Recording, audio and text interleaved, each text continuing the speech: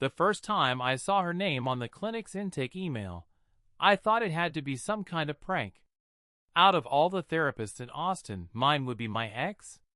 I almost laughed, but the knot in my stomach didn't think it was funny. We dated in our mid-20s, back when I was still figuring out who I was and what I wanted.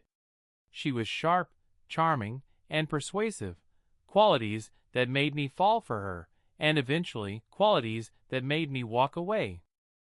It wasn't a dramatic breakup, just a slow erosion of trust and too many conversations that felt like I was being cross-examined instead of understood. Fast forward nearly a decade, and I decided to get back into therapy after a rough year at work. I didn't recognize her name right away. It was common enough, but the moment I walked into that office, there she was. Same confident posture, same controlled smile. She acted like nothing was unusual about the situation. Said we could keep things professional. I told myself I could too. You probably think I should have turned around right then. I thought about it. But in that moment, I convinced myself I was over her, that I could separate personal history from professional help. After all, I'm a social worker. I know boundaries. Or at least, I thought I did. The first few sessions felt odd. She didn't reference our past, but she had this way of steering the conversation that left me second-guessing my own thoughts. I noticed she leaned back, let silences stretch, as if daring me to fill them. Part of me admired the technique. Part of me remembered how it used to feel to be on the other end of her patience, knowing she'd already drawn her conclusions. By the third session, something subtle shifted. She started slipping in comments that felt less like neutral observations and more like old echoes, things only she could know from when we were together. It was never blatant, but I could feel the ground tilting. And the worst part? I didn't realize how far it would tilt until much later. I told myself I was imagining it. People pick up on patterns, that's all. Maybe she just had a knack for reading me because she'd done it before. But the more I tried to rationalize it, the more those little moments piled up. One week, I mentioned feeling drained at work, and she said, "You've always taken on too much responsibility." The way she said always made my chest tighten. In her mind, I was still the same person I'd been at 25, with all the same flaws she'd cataloged back then. I wanted to push back, but it felt petty to challenge her over one word. If you've ever been in a room with someone who knows you too well, you know the game. They don't have to say much to get in your head. And if that person also holds a position of authority, even just perceived authority, it's even harder to resist. Every time she gave feedback, I caught myself wondering if it was professional insight or personal opinion dressed up in clinical language. By the fifth session, I noticed I wasn't talking about my actual goals anymore. I'd gone in wanting to work on burnout and setting boundaries at work.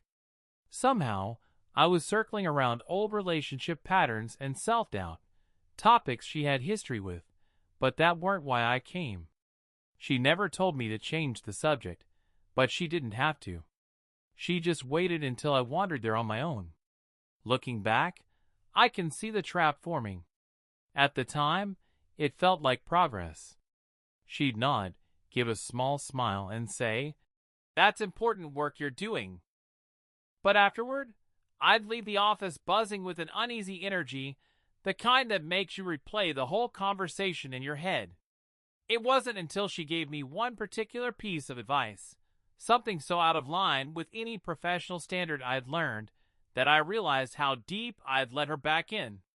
It happened on a Thursday afternoon. I'd been venting about a disagreement with my supervisor. Nothing huge, just one of those moments where you feel undermined in front of your team. I expected her to walk me through communication strategies or ways to set boundaries. Instead, she leaned forward and said, "Maybe stop trying to prove you're right all the time. Let people think they're smarter than you. It's easier." It wasn't the advice itself that bothered me. It was the tone. It sounded exactly like something she'd said to me when we were dating, after an argument where I refused to back down. Back then, it wasn't about easing workplace tension. It was about me being too much for her.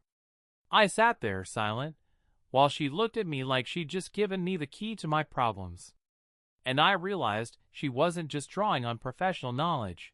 She was using the shorthand of someone who'd been in the trenches of my personal life. Whether she meant to or not, she was blurring the lines. You might think that would have been my breaking point. But here's the thing. When someone mixes criticism with just enough validation, it's hard to walk away. I told myself she was challenging me, pushing me to grow. I didn't see that I was being pulled into the same dynamic we had before, me trying to measure up, her holding the measuring stick. Over the next couple weeks, I noticed my mood shifting outside of sessions. I'd get irritated at work, then immediately question if I was overreacting. I'd start making decisions based on how I thought she'd view them, not on what felt right for me. The turning point didn't come from her, though. It came from someone else, someone who didn't even know the history between us. And they noticed something I hadn't been willing to admit. It was my coworker, Denise, who said it. We were eating lunch in the break room when she casually remarked, "You've been second-guessing yourself a lot lately. That's not like you." I laughed it off, but her words stuck. Denise had known me for years. She'd seen me stand my ground in meetings, even when it wasn't popular. If she thought I seemed different, maybe I was. That night, I went over my last few therapy sessions in my head. I realized how often I'd left feeling smaller, not stronger. Therapy is supposed to help you build yourself up, right? But I was starting to filter every thought, every action, through how my extern therapist might judge it. And that wasn't growth, it was dependency. The next session, I tried to steer the conversation back to my original goals. I brought up my workload and the toll it was taking. She listened for a while, then said, "You've always had trouble admitting when you're not the best person for the job." That, always, again, like she was writing my story from an old script. I didn't challenge her directly, but I felt my guard go up. She noticed. Her eyes narrowed slightly, and then she shifted tactics. She started asking more personal questions under the guise of understanding context. Questions about my dating life, my friendships, even my habits at home. Things that, 10 years ago, she would have teased me about over dinner. By the end of that session, my mind was buzzing again, but this time with suspicion. I walked out into the warm Austin air, sat in my car, and just stayed there. For the first time, I wondered if I was paying someone to pick up exactly where our old relationship had left off. And then, a week later, she crossed a line I couldn't ignore. It started with a voicemail. I'd missed her call because I was in a late meeting, but when I played the message, my stomach dropped. She'd said, in that calm, measured voice, "I have a resource I think you'll find helpful. I'll text you the link since I know you don't always check email." The text came a few minutes later. It wasn't just a link. It was an old article I'd written back when we were together, a rambling personal blog post I'd long since deleted. She'd attached a note. "Reading this again reminded me of the parts of you that need gentler expectations." I just stared at my phone. She still had that? And she was using it now, in a professional context, to help me. The article was full of things I wouldn't share with a therapist today, let alone one who was supposed to be working from the boundaries of our current dynamic. I didn't respond right away. Instead, I sat in my apartment, trying to piece together how I'd let it get this far. If you've ever ignored small red flags because they were wrapped in good intentions, you know how it happens. You tell yourself they're just being thorough, just being caring. But this wasn't care. This was her dipping into a personal archive I never consented to bring into the room. When I finally saw her the next week, I brought it up. I kept my voice steady, said I was uncomfortable with her using past personal materials. She didn't apologize. She said, "But it's part of who you are. Wouldn't it be a disservice to ignore it?" That was the moment it clicked. She didn't see a boundary. She saw an opportunity. And she was never going to be the one to stop crossing it. What I didn't expect was how fast everything would unravel once I decided I couldn't keep seeing her. I'd assumed ending it would be simple. Send an email, maybe a polite phone call, then move on. But the minute I told her I wanted to terminate therapy, her tone shifted. Gone was the calm, professional demeanor. In its place was something sharper, like she was trying to remind me who had the upper hand. She asked if I was sure if I'd thought through what walking away from the work would mean for my progress. That phrase, walking away from the work, felt like a guilt trip. I kept my voice even and said I'd already made arrangements to transfer to another therapist in the practice. Her reply was almost immediate. "I'll need to brief them on your history, so they have full context." And that's when the knot in my chest tightened again. Whose context? Was she planning to share my actual therapy notes, or the 10-year-old relationship version of me she'd been pulling from? I told her to keep the transfer notes strictly professional, just the essentials relevant to the sessions we'd had. She didn't argue, but there was this pause on the phone, like she was filing the moment away. The first session with my new therapist felt like walking into a clean room after weeks of stale air. No personal baggage in the mix, no subtle reminders of past mistakes. Just space to focus on what I came for. Still, I couldn't shake the feeling that my ex wasn't done inserting herself into the situation. That feeling proved right when, a week later, I got a call from HR at work about something eerily connected to details I'd only ever discussed in those sessions. HR wanted to touch base about some concerns regarding my workload and interpersonal dynamics with my supervisor. On the surface, it sounded routine until they mentioned a phrasing that made my skin crawl. They said I had a pattern of over-identifying with responsibility, almost word for word what my ex had told me in therapy. I kept my face neutral, but inside I was running through the possibilities. Had my supervisor brought this up? Had someone else been feeding them this language?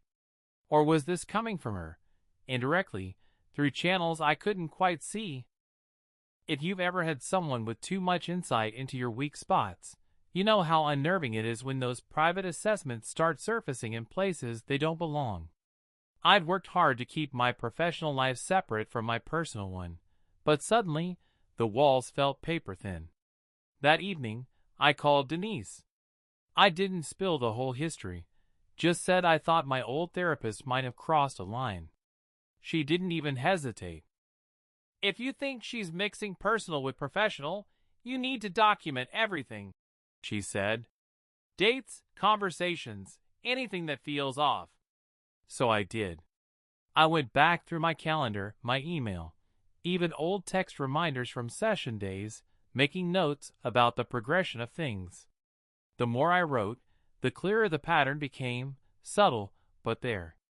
She'd been shaping the narrative about me, and not just inside that office.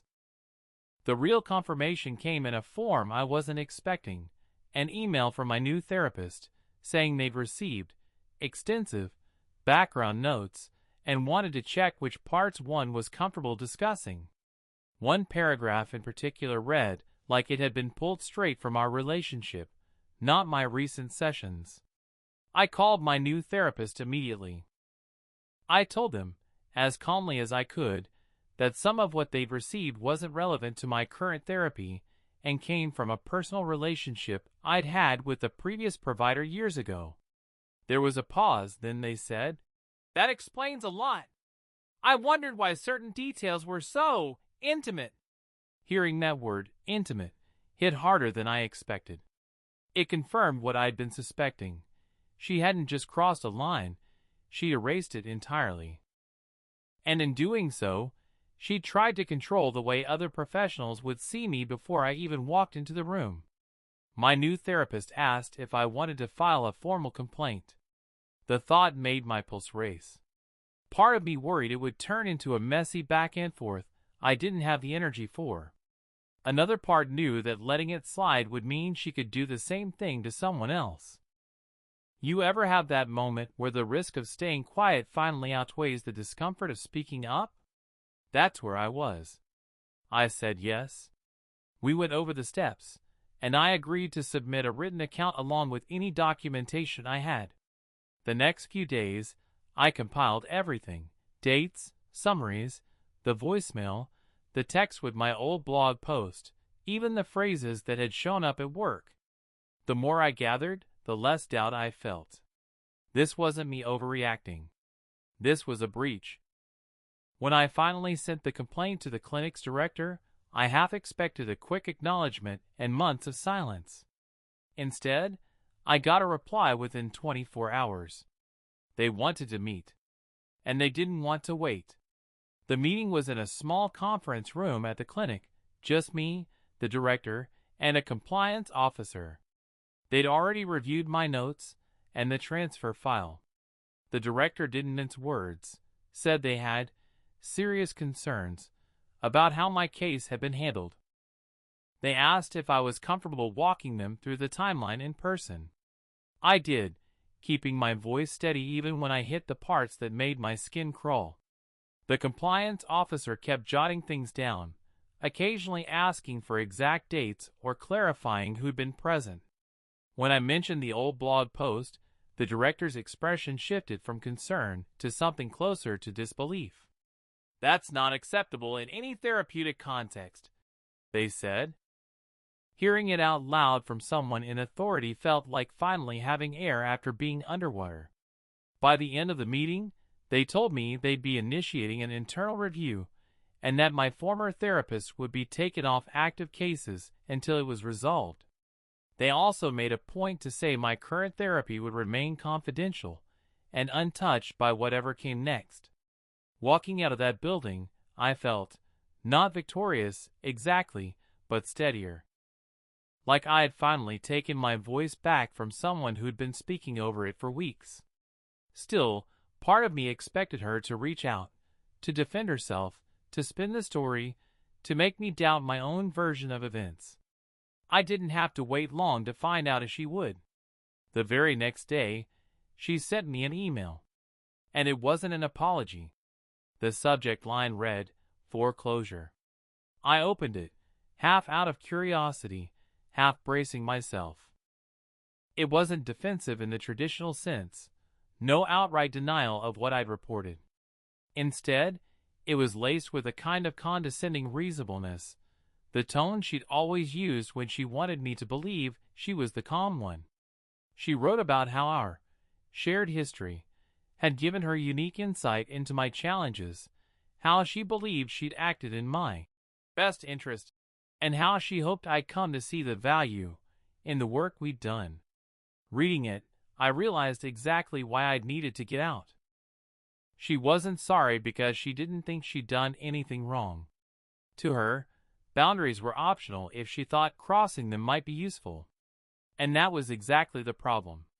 I didn't reply. There was nothing left to say that would make her understand, and I wasn't about to give her another opening into my life. I archived the email and went for a walk through my neighborhood, letting the late Texas sun wash over me. In the weeks that followed, the clinic kept me updated. They confirmed she wouldn't be returning to her caseload. My new therapist helped me process what had happened, not by digging into the old relationship, but by focusing on how to rebuild trust in professional settings. I never expected to be in a situation where protecting my own well-being meant standing up to someone twice, once in a breakup, and again in a therapy room. But this time, the ending was on my terms. And walking away didn't feel like giving up. It felt like getting free.